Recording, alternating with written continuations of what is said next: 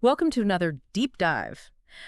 Today, we're going to be exploring impulses. Oh, You yeah. know, those things we all experience. Right. And we're going to use this book, Impulse, Why We Do What We Do Without Knowing Why We Do It, to really get into what's going on in our brains when we act without thinking. Yeah, it's a fascinating look into like split-second decisions Yeah. and the surprising ways our past, from an evolutionary standpoint, shapes our behavior today. Yeah, the book starts by talking about this zombie brain. No. And it kind of freaks me out a little bit. Yeah. It says that our brains are like wired to make snap judgments without even thinking, and that this was essential for our survival back in the day. It makes sense if you think about it. Our ancestors had to deal with all these dangers. Right. They didn't have time to overthink every little thing. It was just react or be, somebody's lunch. Yeah. And that's where system I thinking comes in, fast, impulsive, and often unconscious. It's what kept us safe from saber-toothed tigers and other prehistoric perils. So is that kind of like when you meet someone new Yeah. and you instantly just like them or dislike them? Yeah. I haven't even had a conversation yet, Right. but your gut is telling you something? Yeah. Is that the zombie brain in action? Exactly. It's taking all those subtle cues, Yeah. their body language, facial expressions, even Ah. pheromones, to make this like super fast assessment. Okay. It's not always right, of course, but it's a powerful evolutionary tool. Okay. So we got System I, the impulsive one, Right. but then we also have System R, Yes. the more thoughtful, deliberate part of our brain. Right. System R is that reflective, conscious system. Okay. Yeah, it's a bit slower, but it lets us weigh our options, plan for the future, and make more reasoned decisions. Okay. Like the ones we're making right now, having this conversation. Well, I'm glad we have System R then. Yeah.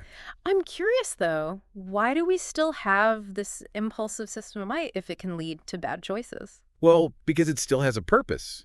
Mm. It lets us yank our hand back from a hot stove even Yeah. before we realize we're in pain or slam on the brakes to avoid an accident. It's that built-in survival mechanism. Okay, so it's finding that balance. Yeah. Sometimes a quick reaction is best. Right. Sometimes we got to slow down and think it through. Exactly. The key is knowing when each system is calling the shots. Right. And the book has some great examples of how this plays out in the real world. Like, there's this story of a journalist in Belfast who, like, on a whim, decided to go to the cinema instead of his usual pub, and that random choice actually saved his life because the pub was bombed that night. Wow, that's incredible. Talk about right place at the right time. Right? Yeah, but then it also makes you think about all the times when those split-second decisions don't work out so well. Absolutely. The book contrasts that story with this really sad case of Steve Carruthers.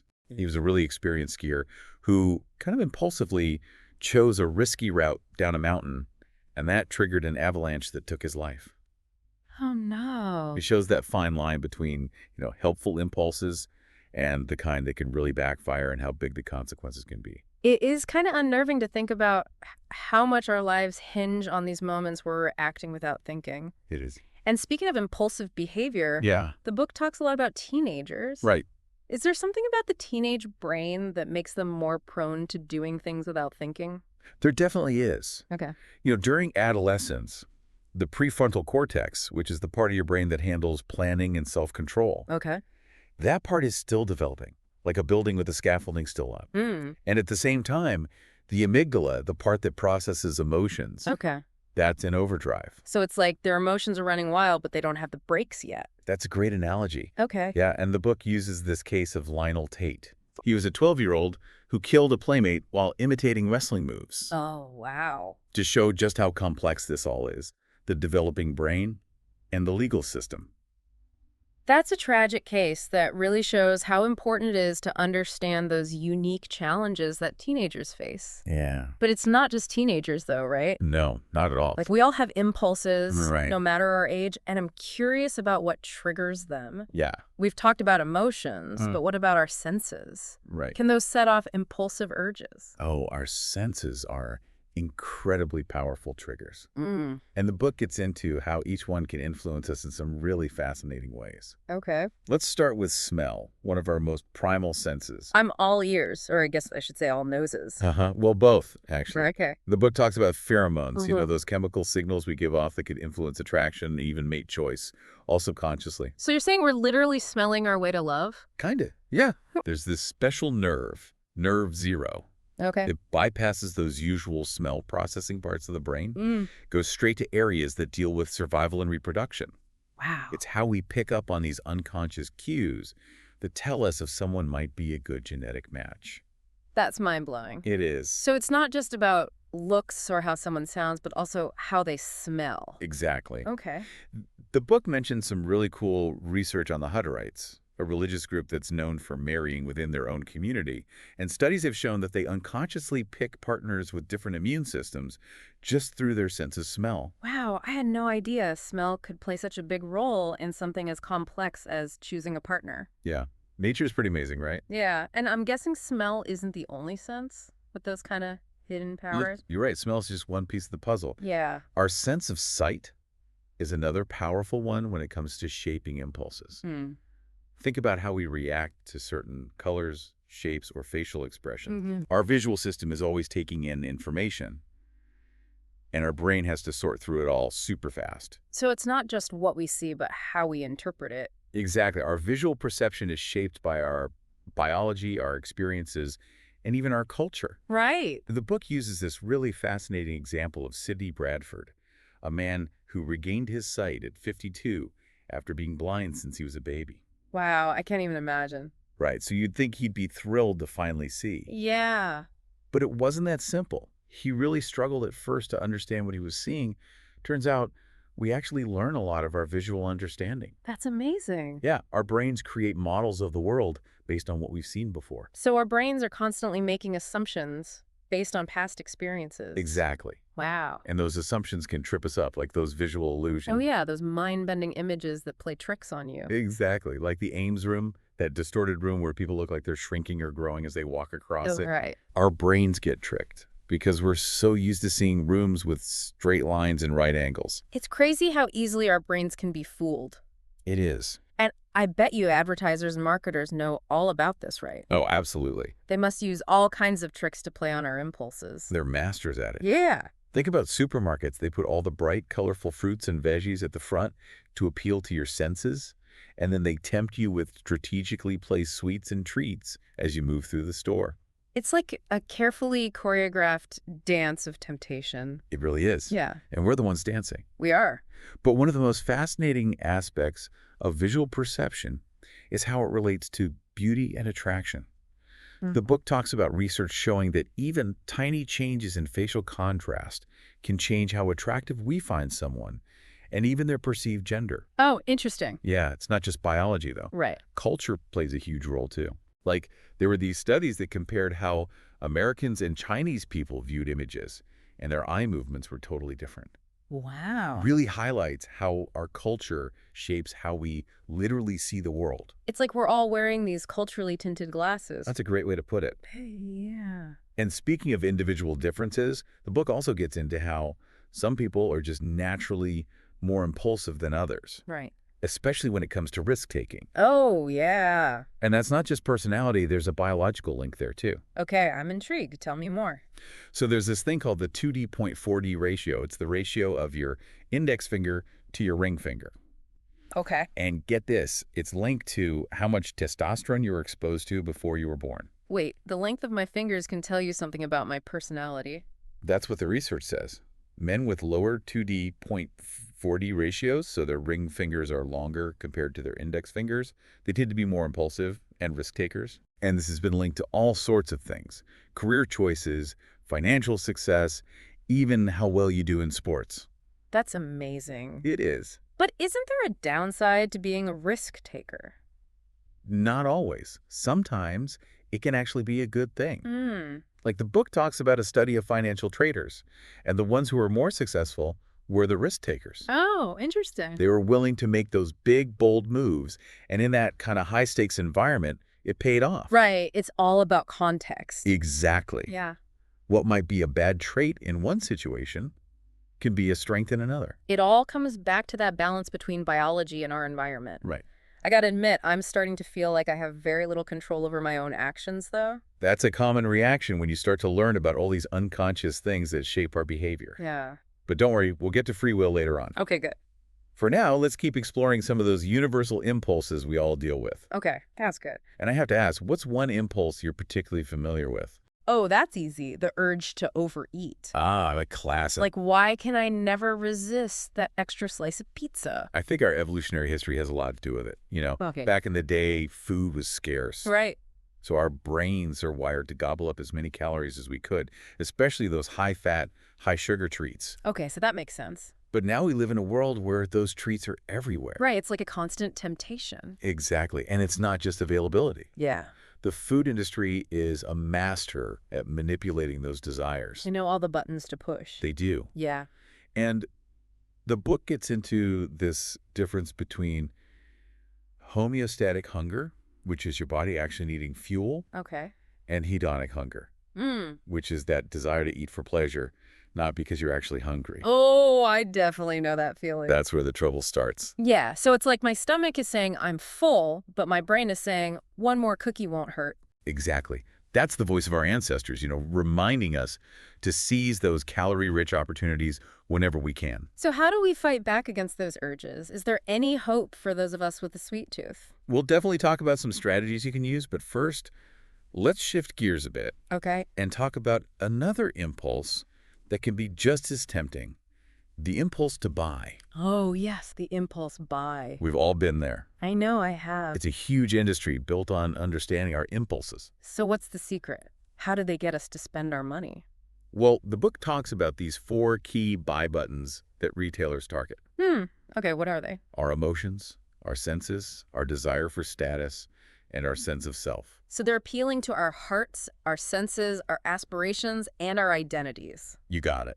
It's like they're playing us. They kind of are, and they're getting pretty good at it. Yeah. Think about how online stores use personalized recommendations based on your browsing history.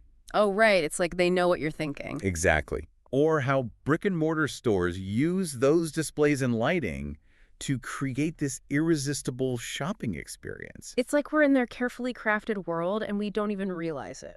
You're catching on. Okay, but what about one of the most powerful impulses, the impulse to imitate? Ah, yes, a classic. Like when you see someone yawn and you can't help but yawn too, it's like it's contagious. Exactly. We're social creatures, hardwired to copy each other. Right.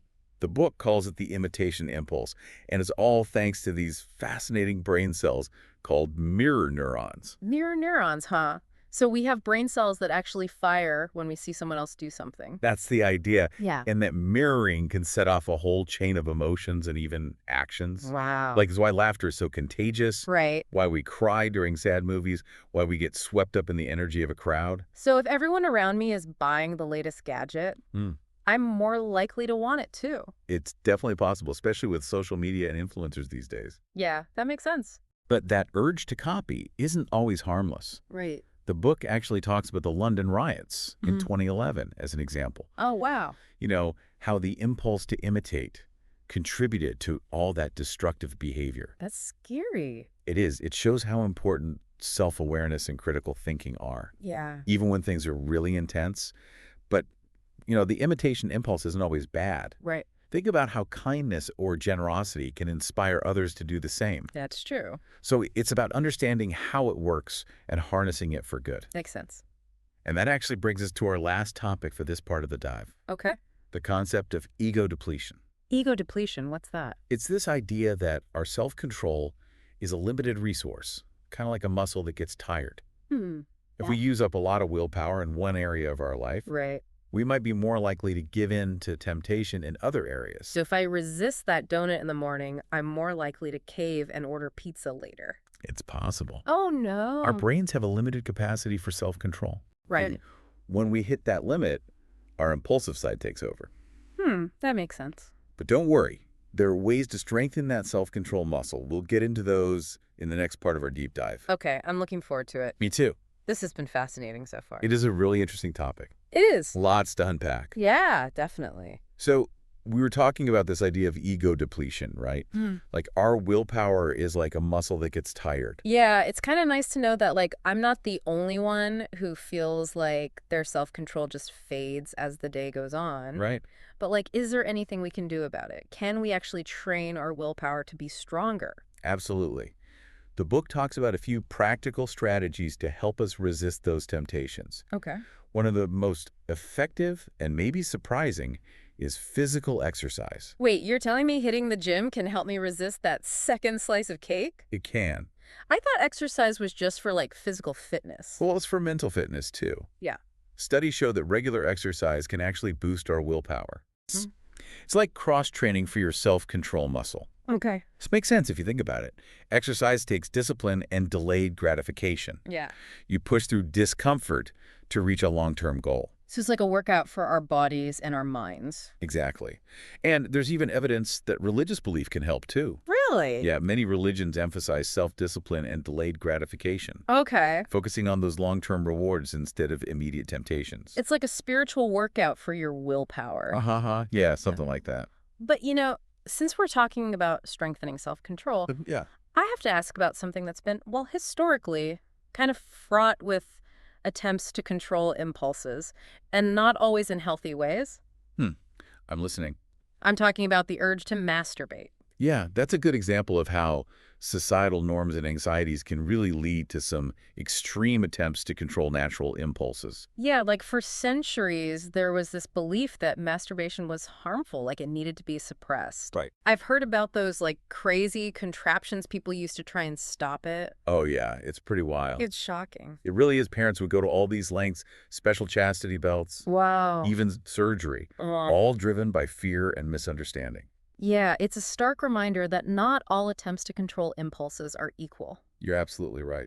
Some are about recognizing which impulses are truly harmful and which ones are just part of being human. Exactly. And sometimes it's about finding those healthy ways to channel those impulses. Right. But let's step back for a second, Yeah. kind of recap everything we've covered so far. Okay. We talked about the evolutionary roots of impulses, Right. that interplay between impulsive and reflective thinking, Yeah. the challenges of the teenage brain. And how our senses can trigger those impulsive behaviors. Right. We've seen how some impulses are helpful, some are harmful, Yeah. the role of personality and risk-taking, and all those complex factors that drive love and attraction. And of course, we can't forget those everyday struggles, overeating. Yes. Impulse buying and how contagious certain behaviors can be. It's amazing, right? How much our lives are shaped by these fleeting urges. Yeah, it really is. It highlights how important it is to understand how impulses work. Exactly. And the book offers a helpful framework for breaking down that impulse process. Okay, I'm all ears. The authors say that impulses usually involve 4 key stages. Okay. First, there's a triggering stimulus, anything that sets off that chain reaction. A sight, a sound, a smell, a thought, even a physical state like hunger. So anything that grabs our attention or makes us want something. Exactly. Then there's how we perceive that stimulus. Okay. Our brain interprets that input based on our experiences, our cultural background, and our current emotional state. Okay, so that explains why the same trigger can cause different impulses in different people. Exactly. Then comes the impulse itself, Okay. that sudden urge to act. It's that primitive hedonic reaction, all about immediate gratification. Yeah, like our inner child screaming, I want it now. Exactly. And finally, there's the action, or the lack of action. Right, sometimes it fades away, Yeah. or we consciously override it. Right, but a lot of times, the action happens so smoothly we barely even notice it. Yeah, like when you just mindlessly grab a bag of chips while watching TV. Exactly. And those mindless, habitual impulses are the trickiest ones to control. Right. But when we understand those 4 stages, we can become more aware of our triggers and develop strategies to intervene before the impulse takes over. So it's not about eliminating impulses completely, Right. but about becoming more aware of how they're influencing us. Exactly. And the book also talks about how important planning ahead and strategizing is, Okay. like setting ourselves up for success. Hmm. By anticipating those moments of weakness. Right. They use the analogy of Ulysses and the sirens. Okay. He knew he wouldn't be able to resist their song, so he had his crew tie him to the mast. Right, so he couldn't steer towards the rocks. Exactly. It's about knowing your weaknesses and taking steps to avoid those tempting situations. Or at least make it harder to give in. Yeah, like packing a healthy lunch. Yeah. So you're not tempted by fast food. Right. Or unsubscribing from those emails that are always trying to get you to buy something. It's about taking control of our environment. Exactly. But what about when you just can't avoid temptation? Yeah, Are there any in-the-moment strategies we can use to resist? absolutely. One of the simplest is just to pause. Okay. Take a few deep breaths. Really? That's simple. It sounds too easy, but it works. Mm-hmm. Taking a moment interrupts that automatic response, Mm-hmm. and it gives your brain a chance to catch up. Okay. Allows you to think about the consequences and make a more deliberate choice. It's like hitting the pause button on that impulsive part of our brain. Exactly. And it gives you a chance to ask yourself some questions. Okay. Like, why am I feeling this urge? Right. What will happen if I give in? Is there a better way to meet my needs? It's about being more thoughtful and intentional. Right. And sometimes it helps to reframe the temptation. Okay. Instead of focusing on what you're giving up, focus on what you'll gain by resisting. Interesting. Like if you're trying not to eat that extra cake, Yeah. remind yourself how good you'll feel about sticking to your goals. So it's about focusing on those long-term benefits. Exactly. Another good technique is to find a distraction. Okay. Like if you're craving a cigarette, Right. go for a walk, call a friend, do something you enjoy. Shifting your focus can help break that craving. Like redirecting that energy towards something positive. Right. And what about willpower itself? Yeah. Is there anything we can do to make it stronger? Definitely. One way is to practice mindfulness. Mindfulness. Yeah, paying attention to your thoughts and feelings without judgment. Okay. That can help you become more aware of those urges, Right. and then you can choose how you want to respond. So it's about being more aware of what's going on inside. Exactly. And another powerful technique is self-compassion. Self-compassion. Yeah, we all mess up sometimes. Yeah. And when we beat ourselves up about it, Right. it actually makes our willpower weaker. Instead, try treating yourself with kindness, like you would a friend. That's a good point. We're often way harder on ourselves than we are on others. Yeah, and that self-criticism can really do damage. It can. It's much more helpful to just acknowledge your mistakes, learn from them, and move on. Right. And speaking of moving on, let's Okay. move to the final part of our deep dive, Okay, I'm ready. where we'll tackle one of the biggest mysteries: free will. The big one. Does it actually exist, or are we just puppets controlled by our impulses? I like where this is going. Welcome back to the deep dive. We've been exploring those often unconscious urges we call impulses and how they shape us. And now I guess the big question is, do we even have free will? It's a question that's been around forever. Yeah. Philosophers, scientists, they've all wrestled with it. And it feels like the more we learn about the brain, the more complicated the answer gets. Yeah, well, let's get into it. The book actually talks about this whole debate. It mentions this 17th century philosopher, Benedictus Spinoza, Right. and he was convinced free will was an illusion, said our actions are all predetermined, like this long chain of cause and effect going back to the beginning of the universe. Yeah, pretty radical ideas for his time. Yeah. Still stirs up debate today. But what's interesting is that neuroscience is finding some evidence that kind of backs up his deterministic view. Okay, now I'm really curious. What kind of evidence are we talking about? So the book talks about this neuroscientist, Benjamin Libet. Okay. He did these groundbreaking experiments that really challenge how we think about decisions. Okay. He used brain imaging to see what happens in our brains when we make choices, even simple ones, like deciding to move your wrist. All right. What he found was pretty shocking, actually. The brain activity linked to that decision to move, it happened before people were even aware of making the choice. So their brains were making the choice before they even knew it. It seems that way. Yeah. That's wild. It is. Suggests our conscious experience of making decisions might just be an afterthought. Like our brains are setting things in motion, and our conscious mind is just trying to explain it. So then what does that mean for, like, our sense of control, if our brains are making choices before we even know it? Yeah, the big question, right? Yeah. And the book explores the work of Daniel Wegner, Harvard psychologist. Right. He had this interesting theory. He said, our conscious will, it's more like a commentator narrating our brain's actions, not the one actually driving. So, like, we're sports announcers describing what's happening, but we're not calling the plays. Exactly. It's this fascinating interplay between the conscious and unconscious. Our brains are always busy in the background, Right. processing information, making choices, leading to behaviors, and all the while, our conscious mind is just trying to make sense of it. So you're saying free will is just a big illusion then? It might sound unsettling, Yeah, it kind of is. but the book suggests this illusion might actually be crucial for us as social beings. Wait, how can an illusion be essential for survival? Well, think about it. Our whole society, laws, morals, it's all built on the idea that we're responsible for our actions. Okay. Take that away, say no one has free will, we're all just robots. Right. The whole system falls apart. So we need to believe we have free will, even if it's not real, just for society to work. It's a paradox, right? Yeah. But the book argues our brains might have actually evolved to create this sense of agency because it's so vital for social order and cooperation. That is fascinating. It is. So what are we supposed to do with all this? I don't think it's about getting bogged down in whether free will truly exists. Okay. I think it's about understanding how powerful our beliefs are and how they shape our reality. So even if it's an illusion that gives our lives meaning. Exactly. Yeah. The book encourages us to accept that, to embrace that paradox, to recognize that we are both biological machines and conscious agents, capable of making choices that impact our lives and the world around us.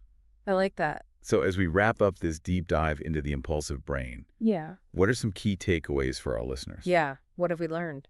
Well, we're complex beings shaped by biology, psychology, and the world around us. Right. Our impulses are a part of us. Rather than trying to ignore or fight them, we can try to understand them, Right. see how they're influencing us. And by being more self-aware, working on our self-control, Yes. and knowing our triggers, we can make more deliberate choices and live more fulfilling lives. Absolutely. And the question of free will, well, that might say a mystery, Yeah.